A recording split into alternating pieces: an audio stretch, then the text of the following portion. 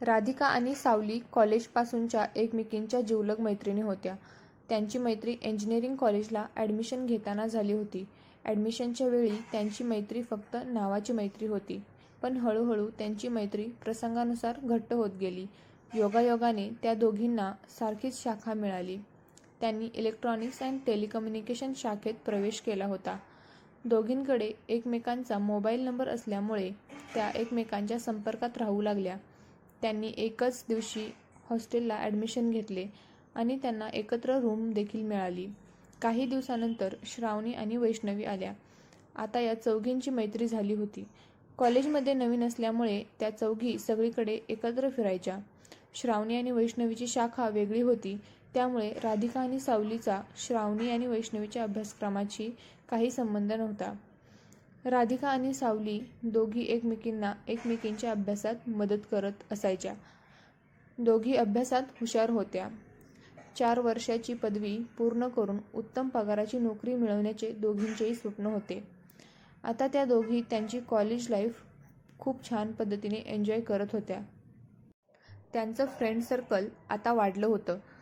4थ्या वर्षीच्या सुरुवातीला राधिकाला एका नामांकित कंपनीकडून नोकरीची ऑफर मिळाली. सर्वजण तिच्या यशाबद्दल खूप खुश झाले. सर्वांनी तिचे अभिनंदन केले. तिच्यापासून प्रेरणा घेऊन सावली आणि त्यांच्या बाकीच्या मैत्रिणींनी ही योग्य रीतीने अभ्यासाला सुरुवात केली. सावलीचे प्रयत्न सुरू होतेच, पण डिग्री पूर्ण झाली तरीही तिला नोकरी मिळाली नाही. आता मात्र तिची शंका वाढू लागली. तिला नोकरी लागेल की नाही अशी चिंता तिला सतावू लागली. राधिका नोकरीसाठी शहरात गेली. रोज सकाळी 9ला ऑफिस सुरू होणार आणि 5 वाजता ती परत घरी येणार असं तिचं रोजचं नियोजन सुरू झालं. सावलीसुद्धा गप्प न बसता शहरात आली आणि नोकरीसाठी आवश्यक असलेला कोर्स करायला तिने सुरुवात केली. शेवटी पदवीचे शिक्षण पूर्ण झाल्यानंतर 1 वर्षांनी सावलीला एका कंपनीतून नोकरीची संधी मिळाली. ती खूप खुश झाली. तिने ही खुशखबर लगेच तिच्या मैत्रिणीला आणि घरच्यांना सांगितली. ती पण तिच्या नोकरीमध्ये व्यस्त झाली. पण 1.5 वर्षाच्या नोकरीनंतर अचानक तिच्या कंपनीला मंदीचा सामना करावा लागला. त्यामुळे तिला जॉबवरून काढून टाकलं गेलं. अचानकपणे घडलेल्या या घटनेमुळे ती घाबरून गेली. आता मला जॉब कसा मिळणार? मी घरी ही गोष्ट कशी सांगू? घरी सांगितलं तर पप्पा मला घरी बोलावून घेतील आणि लग्नाचं बोलणं सुरू करतील, अशी भीती तिला वाटू लागली. तिने आपल्या मैत्रिणीला तिची व्यथा सांगितली. तिने राधिकाला कॉल केला आणि तिचा जॉब गेल्याबद्दल कळवलं. राधिकाने तिला धीर देत म्हणलं, हे बघ, तू घाबरू नकोस. तू तुझ्या आतापर्यंतच्या सेव्हिंगमधून घराचे भाडे भर आणि इतर कंपन्यांना भेट दे आणि इंटरव्ह्यू दे. त्यातून काहीतरी मार्ग नक्कीच निघेल. राधिकाने तिला धीर दिल्यानंतर तिला कुठेतरी बरं वाटलं. मनाला समाधान वाटलं की कुणीतरी आपल्यासोबत आहे. ते पुन्हा तिच्या नोकरीच्या शोधात लागले. काही दिवसानंतर अचानक घरी आईशी बोलत असताना तिने तिच्या जॉबबद्दल सांगितलं. आता खर्च करायलाही पैसे तिच्याकडे नव्हते. आईकडून पप्पांना कळालं. तुझा जॉब कशामुळे गेला? तुला अभ्यास करायचा कळालं नाही का? अजून किती दिवस आम्ही तुला पैसे देत राहायचं? आता बस झालं तुझं शिक्षण. आता तुझं लग्न उरकून टाकलं पाहिजे. तुझा नवरा तुला शिकवेल. तुला आता जे काही करायचं ते तुझ्या नवऱ्याच्या घरी जाऊन कर. तिचे वडील थोड्या संतापलेल्या आवाजात म्हणाले. नाही भाऊ, मला अजून थोडा वेळ द्या. मला जॉब मिळेल. ती घाबरलेल्या स्वरात उत्तरली. नाही, आता तुझं काही आम्ही ऐकणार नाही. तू गप्प घरी ये आणि मुलगा बघितलेला आहे. तुझ्या पाठी आम्हाला अजून दोघांना सांभाळायचं आहे. एवढं बोलून सावलीच्या वडिलांनी फोन कट केला. ती खूप घाबरली. तिला काय करावे सुचेना.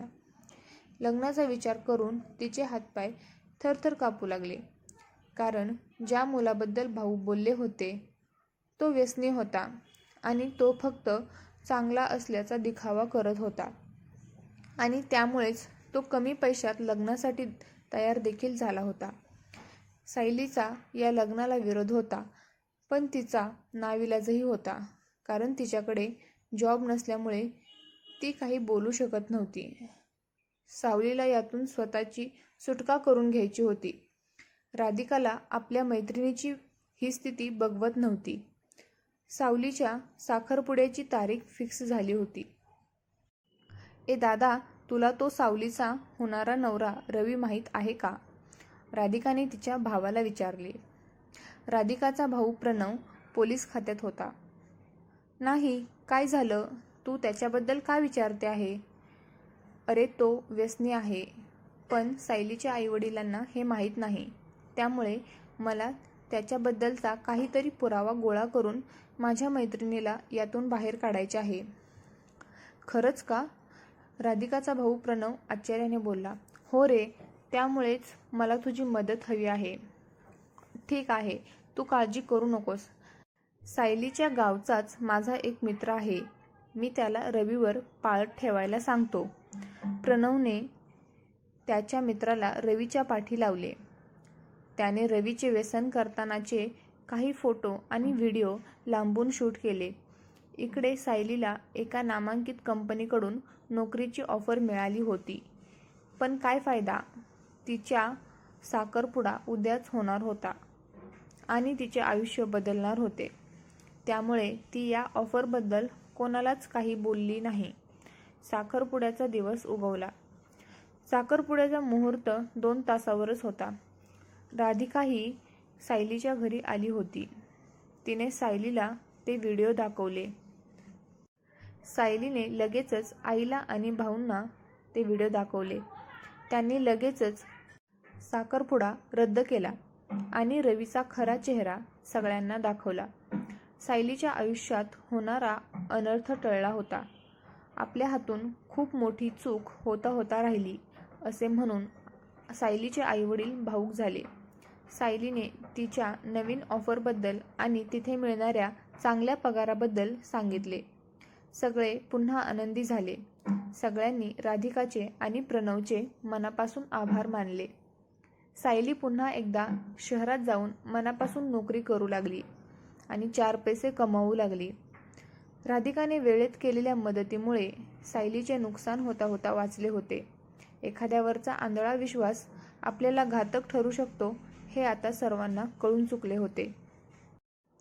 कथा आवडली असल्यास व्हिडिओला लाईक आणि चॅनलला सबस्क्राईब करा.